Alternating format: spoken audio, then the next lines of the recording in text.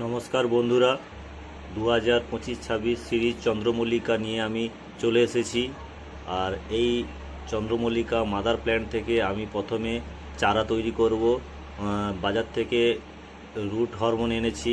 এই রুট হরমোনটা ঠিক একটা কৌটার মধ্যে একটু অল্প করে জল নিয়ে সবাই মনে রাখবে যে চন্দনের মতন গুলতে হবে, একটু মোটা, খুব পাতলা নয়। আর এই এই যে চন্দ্রমল্লিকাগুলো পুনে এবং পমপম ভ্যারাইটি, এই দুটো ভ্যারাইটির ভালো শাখার দেখে আমি ধারালো ব্লেড দিয়ে কাটবো এবং তার তলার যে পাতাগুলো, সেই পাতাগুলোকে আমি ছিঁড়ে ফেলে দেবো বা কাটিং করে দেবো। কেন? ওইগুলো বালিতে যখন আমি প্রতিস্থাপন করব বা লাগাবো, জল পেয়ে যাতে না